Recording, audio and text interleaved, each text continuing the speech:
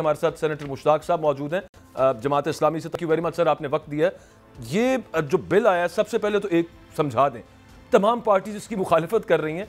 ये राना सनाउल्लाह साहब लेके कहाँ से आए हैं? ये किस कमेटी के अंदर बना था?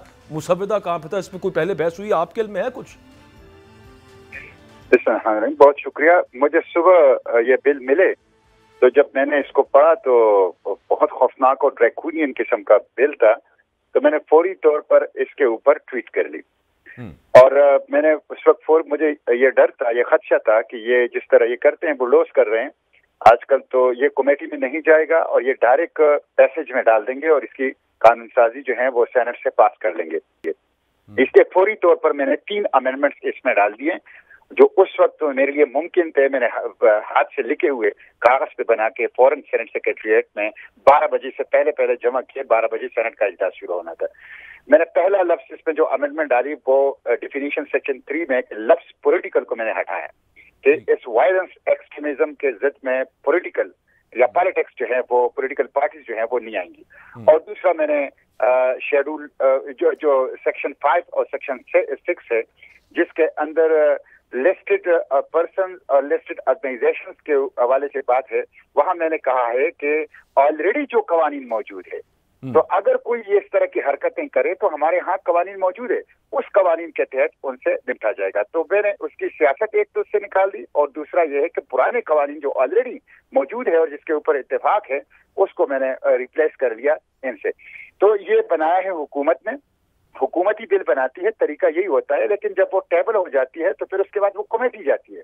कमेटी में तमाम पॉलिटिकल पार्टीज की नुमाइंदगी होती है और वहां पे वो उसको विट करते हैं, और उसके बाद कमेटी एक रिपोर्ट बना के वापस हाउस पे ले आती है। फिर हाउस के अंदर जब ले हो जाती है रिपोर्ट, तो उस रिपोर्ट को लोग पढ़ लेते हैं और फिर अगर कोई अमेंडमेंट्स जमा करना चाहे तो अमेंडमेंट्स जमा कर सकते हैं। उसके बाद फिर उसके ऊपर एक दिन लेजिस्लेशन होती है और वोटिंग होती है, और अगर किसी के अमेंडमेंट्स हो तो अमेंडमेंट्स के ऊपर भी वोटिंग होती है और उसके ऊपर डिबेट होता है।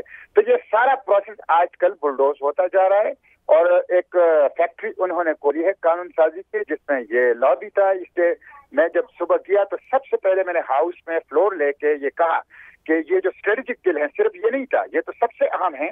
उसके साथ एयरपोर्ट की खरीदो फरोख्त का भी था, जिसको पास कर दिया। उसके साथ सिविल एविएशन का भी था, जिसको बड़ी मुश्किल से हमने कमेटी के लिए भेज दिया 1 दिन का। तो इसी तरह के बिल दूसरे भी हैं। आपको पता है कि उस दिन उन्होंने जॉइंट सेशन से एक कानून पास किया है कि जिसमें हीरोइन रखने वालों और नशावर शायद नारकोटिक्स की खरीद फरोख्त, इंपोर्ट एक्सपोर्ट और पोजीशन वालों के लिए सजाए मौत खत्म कर दी है।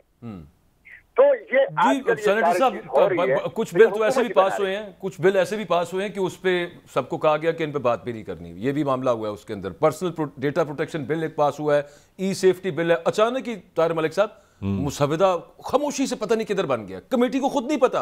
आपके सामने वो चीखते पीटते रहे। सेनेटर साहब, ये बड़ा बुनियादी सवाल है। आप माशाल्लाह पार्लियामान को समझते हैं। ये हुकूमत इतनी जल्दी में क्यों है? 29 बिल और ये 30 अगर ये गिन ले, क्या इसमें क्या वजह है? क्या पीछे को खौफ है? क्यों बेचैनी है? 2-3 चीजें।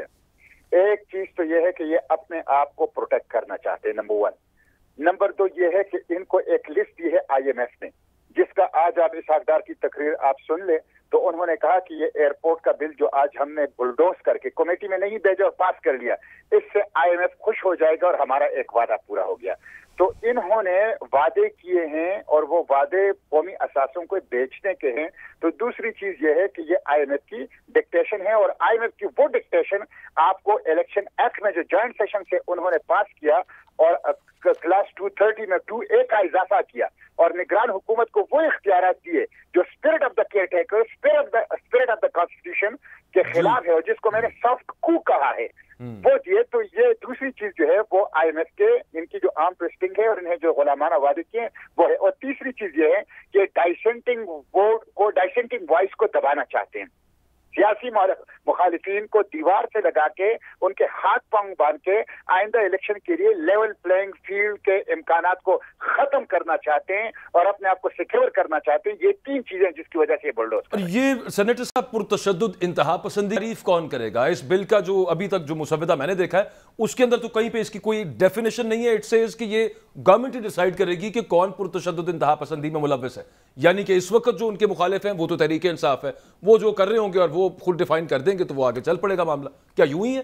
नहीं, इस पे सिर्फ इस वक्त टारगेट तहरीक इंसाफ है, जिसका मैंने सुबह सबसे पहले यही कहा कि फिर टारगेट तहरीक इंसाफ है, लेकिन इसमें तमाम पॉलिटिकल पार्टीज आती हैं और इसमें किसी को इस्तिस्ना हासिल नहीं है। हकीकत यह है कि इस बिल के जरिए से ये चाहते हैं कि पार्लियामेंट के जरिए से जमहूरियत को ताबूत में बंद किया जाए, पार्लियामेंट के जरिए से जमहूरियत की बाकायदा तदफीन की जाए, पार्लियामेंट के जरिए से जमहूरियत के हाथ में हथकड़ियां डाली जाए।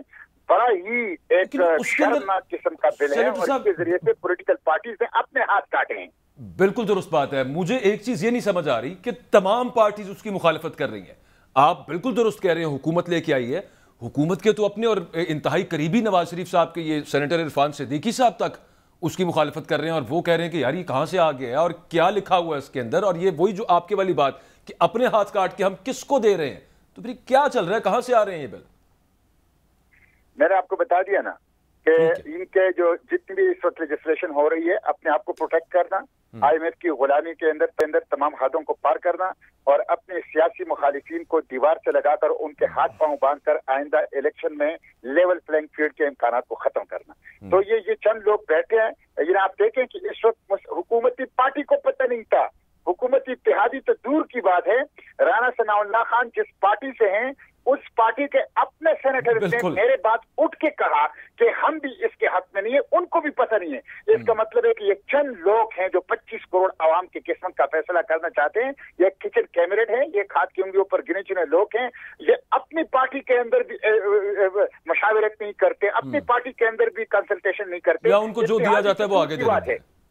अच्छा सेनेटर साहब, मैंने भी इसको रिव्यू किया, उसमें है कि मजहबी अकायद, अगर आप सियासत में मजहबी अकायद लाएंगे तो फिर भी आप पे सारा मतलब कानून लग जाएगा। मेरा आपसे सवाल है, तो क्या ये पाकिस्तान के आइन और जो हमें बताया गया कि पाकिस्तान बना इस्लाम के लिए था, तो इस पर तो कोई भी हुकूमत कहीं पे भी आप मज़हब का कोई रेफरेंस दें तो वो कह सकते हैं कि आप इसे फ़िरकावारियत की तरफ लेके जा रहे हैं, आप मज़हब का गलत इस्तेमाल कर रहे हैं। ये किस तरह क्लियर होगा?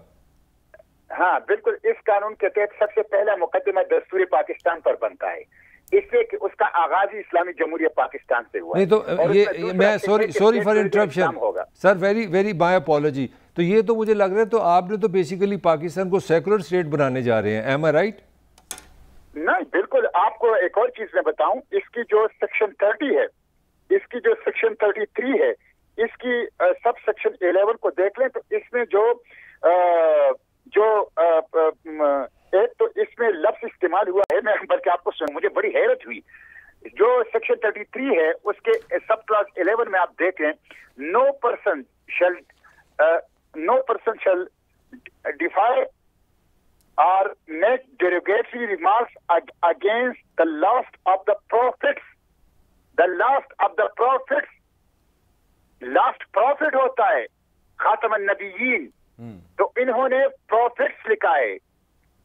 तो ये एक, तो दूसरी बात ये है, आपको मेरी आवाज आ रही है? जी आ रही है जी आ रही है। अच्छा, दूसरी बात ये है कि इस क्लास के जरिए से 295C, जिसमें तौहीन अंबिया का सजा जो है वो मौत है, उसको कम करके 10 साल और 20 लाख रुपए का जुर्माना जो है वो कर दिया गया है। तो इसमें इन्होंने टेक्निकली चालाकी के साथ जो है 295C को, इसलिए कि इसको ओवरराइडिंग इफेक्ट दिया गया है, इन्होंने उसमें 295C को दरअसल ओवरराइड किया है और टेक्निकली उसको एक तरह से मुअत्तल करके उसके ऊपर इस कानून को लाना चाहते हैं।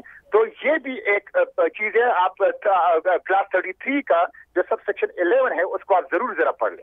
जी वही अभी मैं साथ वही देख रहा था। अच्छा, इसके अलावा आपकी राय इस पे भी लेना चाहते हैं कि जो इलेक्शन एक्ट के अंदर सेनेटर साहब तरमीम की गई है, उसके अलावा ई सेफ्टी बिल आ गया जिसके थ्रू सोशल मीडिया कंट्रोल किया जाएगा और एक नई अथॉरिटी बना दी जाएगी। FIA और PTA शायद काफ़ी नहीं थी, ये सारा कुछ, और फिर आज इस वाले बिल को भी हम साथ देख लें तो ये सिर्फ काफ़ी है कि आगे जो भी मुखालिफ हो, वो अभी फ़िलहाल तहरीक इंसाफ है, लेकिन जो भी हो उसको तो पूरा, जिसको कहते हैं स्ट्रैट जैकेट पहना देना, हाथ पांव उसके बांध के आप फिर जितना मर्जी मारें उसको, जिसके मर्जी फिर ये सब खिलाफ हो। और ये देखते हुए क्या आपको लगता है कि ये निगरान हुकूमत ये सब कुछ जाने के लिए चल रहा है कि निगरान हुकूमत 3 महीने में इलेक्शन करा के चला जाना है और इस वजह से हुकूमत इस तरह की लेजिस्लेशन कर रही है? मैं कह चुका हूँ ये तो मैं कह चुका हूं, जब 230 में इलेक्शन एक्ट के 230 में 2A इजाफा कर दिया तो मैंने इनसे कहा कि आप लोगों ने एक सॉफ्ट कू किया है और आपने आइंदा इलेक्शन को मुतनाज़ा करने की बुनियाद रखी है और आपने निगरान हुकूमत को अपनी आईनी मुद्दत से ज्यादा वक्त देने के लिए अभी से कानूनी जवाब फराहम कर दिया है। देखें, असल मसला पाकिस्तान में वो वायलेंट एक्सट्रीमिज्म नहीं है कि जो पाकिस्तान की सियासत को मैनेज करते हैं। मैं राना सनाउल्लाह से कहता हूं कि आप ये बिल तो ले आए हैं, आप एक बिल तो उनके खिलाफ भी ले आए ना, कि जो कुछ उन्होंने किया है उन्होंने खुद उसका एतराफ किया है, तो उनके खिलाफ भी कोई बिल ले आए जो बाकायदा अपने हलफ को तोड़ते हैं, जो पाकिस्तान की सियासत को, पाकिस्तान की जुडिशरी को, पाकिस्तान की मीडिया को मैनेज करते हैं और इसका बाकायदा एतराफ करते हैं, तो उनके खिलाफ भी कोई बिल ले आए। तो असल मसला जो है वो की एनक्रोचमेंट है और कॉन्स्टिट्यूशन बॉडीज का अपने अपने दायरों में न रहना है और पार्लियामेंट का हुई है ना सर, उसमें वो एक तरमीम ना होना है। सेनेटर साहब, वो एक तरमीम हुई है कि कोई भी 5 साल रिटायरमेंट के बाद 5 साल तक सियासत नहीं कर सकेगा। नहीं, वो तो सियासत नहीं है, लेकिन जो रिटायरमेंट से पहले सियासत करते हैं और उसका बाकायदा एतराफ करते हैं और वो एतराफ जो है रिकॉर्ड के ऊपर मौजूद होता है, उसका क्या होगा? सियासत के बाद जो है वो 5 साल या 2 साल सियासत ना करना, वो करे भी तो उन्होंने कौन सा तीर मारा है रिटायरमेंट के बाद?